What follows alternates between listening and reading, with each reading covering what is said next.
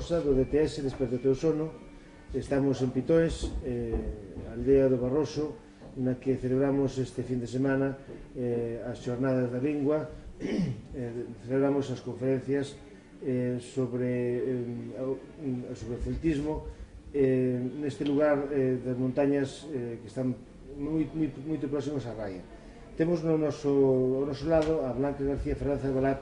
Ela participou neste convivio galego-portugués cunha palestra na que falaba da soberanía indoeuropea, galega e galego-portuguesa. O tema fundamental, como era o celtismo, precisamente por eso temos ao noso lado a esta persoa que sabe moito sobre este tema. Vamos coas preguntas que son as seguintes. Blanca, somos celtas ou non somos celtas? En principio, eu creo que xa non cabe dúbida algunha. E se algunha dúbida cabía sobre se éramos ou non celtas, eu penso que xa non nestas xornadas, senón nas anteriores, nas que houve en Narón, a excelsa palabra do profesor Moralejo Álvarez nos deixou a todos fora de dúbidas. Nos levamos moitos anos traballando co celtismo, a veces peleándonos uns cos outros, pero xa a versión, digamos, de Moralejo neste momento é que non cabe ningunha dúbida que a lingua que se falaba aquí era celta. Dende o meu punto de vista, a religión que tiña aquí lugar era celta. Andrés Pena penso mesmo, que é outro celtista que traballa con nós, e entón neste momento non cabe dúbida. Outra cousa é que dunha vez lle poñamos nome aos celtas de aquí. Aquí somos celtogalaicos, noutros lugares son celtíberos e noutros lugares son golasecanos ou halstáticos no centro de Europa. Cada un ten o seu nome, aquí somos celtogalaicos e niso non cabe dúbida algunha. E por que tanta oposición a que o noso país sexa considerado un país celta, Blanca? Iso é unha historia bastante longa. En principio, a idea parte dos estudos que fixeron no século XIX, primeiros do XX, os nacionalistas galaicos, que como formaba parte do movemento nacionalista, tiña unhas certas connotacións racistas. Entón, a xeración que veu despois, basicamente despois da Guerra Civil, o recusaron sin ter investigado realmente a fondo. O primeiro que fixeron foi recusar ese certo componente racista que temos que entender nun sentido. En toda Europa se estaba a decir que África empezaba nos Pirineos, e o xeito que tiñan os nacionalistas galaicos de reivindicar o seu propio amor á terra, é dicir que nós polo menos éramos celtas, sin decatarse que había celtas no resto da Península Ibérica, pero evidentemente eran nacionalistas galegos. Eso é bastante, tiñan con reivindicar a súa terra. E despois, dende Madrid, despois da Guerra Civil, o celtismo era moi peligroso porque se vencellaba o nacionalismo galego. Entón, houbo a manifesta intención desde Madrid e desde a Cátedra de Santiago de abolir o celtismo. Eu creo que Alonso de Real peleou contra o celtismo dun xeito honrado. El pensaba que aquí non había celtismo. Só que, cando se decatou, era tarde. Toda unha xeración de arqueólogos foi formada no anticeltismo dende o punto de vista honrado, pero estaban equivocados e manipulados, evidentemente, pola ideoloxía fascista de Madrid. E o que lles quedou aos arqueólogos galegos é acantonarse no mundo castrexo, como reivindicando a nosa propia idiosincrasia. Como conclusión, temos unha xeración que ten a mente completamente cortada contra o celtismo, e eles foron os que nos educaron a nós. De xeito, cando eu empecé a traballar en celtismo, atopei, non o estaba buscando, pero foi un erro de unha xeración ou xeración e media, que está aí e temos que loitar contra ela aínda todavía. Qual é a solución para recuperarmos esa consciencia de celtidade dentro da Galiza ou da Galaecia? Para sermos considerados celtas dentro do mundo científico, dentro do mundo incluso non tan científico, senón no mundo pola xente popular. Eu creo que o sentir popular xa é bastante proceltista. A memoria histórica, como que din, ese aspecto de reivindicar as nosas raigames, o único xeito de recuperala é estudando. Creo que xa o estamos facendo dentro do que cabe bastante ben, e estas xornadas son un exemplo, e o único que hai que facer é seguir dando caña, porque o grupo de anticeltistas en Galicia xa son poucos, e no resto da Península Ibérica xa se sabe perfectamente o arcaísmo e toda a forza que ten o celtismo da Galicia e de todo este peninsular. Senón que é unha cuestión de traballo e punto. Que beneficios ten para Galiza o pertencer ao mundo celta? Para Galicia, pertencer ao mundo celta ten varios beneficios. Cecais o máis importante é ter nomes e apelidos, porque ser castrexos é non ser nada.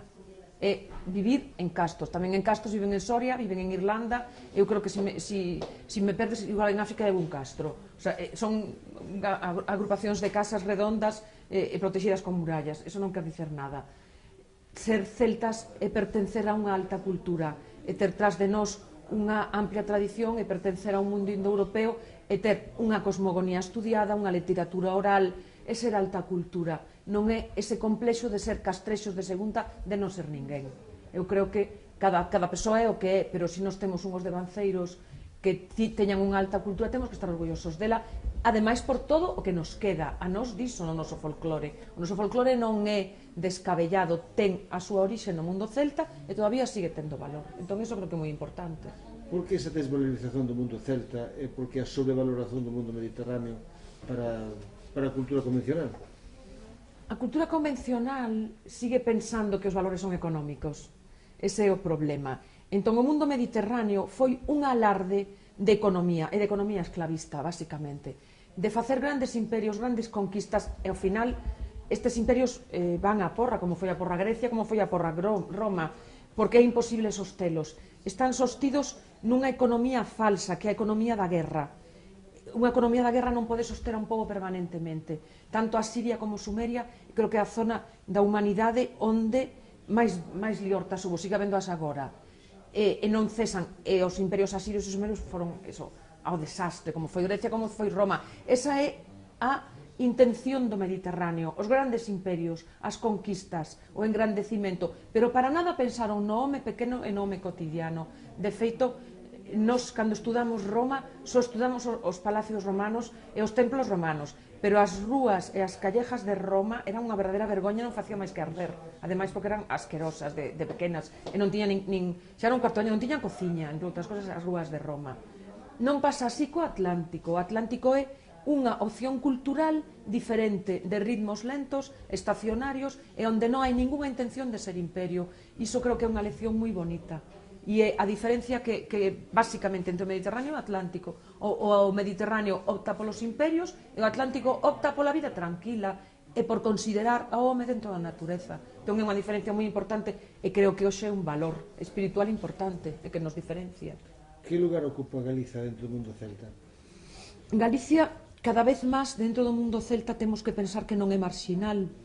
Así como é certo que as illas teñen a literatura, que nós non temos a tradición oral que aínda se pode recoller hoxe, o que está cada vez máis claro é que a cultura celta de Galicia e do oeste peninsular é das máis arcaicas que hai.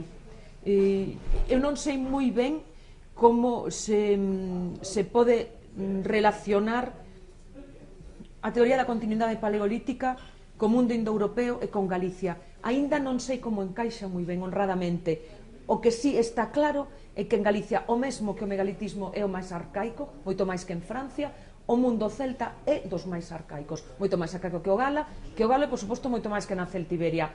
Ten moito que ver co arcaísmo de Irlanda, e creo que é prácticamente semellante, e despois a idea de que foi Galicia quen poboou Irlanda, creo que é a xenética quen está falando, e eu non me atrevo neste momento a pronunciarme, sei que é das culturas máis arcaicas. E precisamente por iso eu creo que o folclore ainda nos fala moito e nos está contando moitas cousas. O mundo celta, a súa forma de entender a vida e a súa forma de entender a existencia foi un sistema económico que se levou na Galiza até hai moi pouquinho tempo. Sí. Entón, quizá eso pode ser unha chega antisistémica, non? Que beneficios pode chegar ao celtismo a este mundo en crise? Home, neste momento, no que temos a impresión de que están desaparecendo estes grandes valores económicos, que está en crisis a sociedade, que Europa está a punto de estoupar, o sea, que este modelo de tiburóns e de falta de solidaridade co povo, neste momento que a cultura occidental está caindo polo seu propio pé por insolidaria, eu creo que esa relación coa natureza e esa falta de materialismo que tiñan os celtas nos dá unha lección e nos ofrece unha saída, que son a volta ás comunidades pequenas, posiblemente seña a única saída que teñamos da crisis. En ese sentido, os celtas os seus ritmos estacionais, os pactos ca natureza, o respeito pola terra, o respeito polos animais, nos pode falar de un camiño que era no que estábamos e que un día nos olvidamos de seguir levando, que era non queremos saber nada dos imperios mediterráneos, vivimos lentamente no Atlántico. Eu creo que o Atlántico ten que volver a berrar que o seu ritmo de vida e que non ten nada que ver co americanismo e cos imperios. É antisistémico nese sentido, sí, eu creo que é un valor que é digno de poñer en alza, evidentemente. Pois, obrigado, Blanca. Obrigado a vos. Moi agradecidos no DTS desta entrevista, e tamén estamos agradecidos a que viñeses participar aquí a Pitoes conosco nestas xornadas da lingua, convivio galego-portugués. Queremos contar contigo moitas máis veces. Eu espero que sí, porque eu quedei encantada de vir a Pitois e ter unhas xornadas tan agradables, honradamente. Obrigado. Eu espero que sí. Moi ben. Xosé Manuel Barbosa, experto de son, DTS. Obrigado.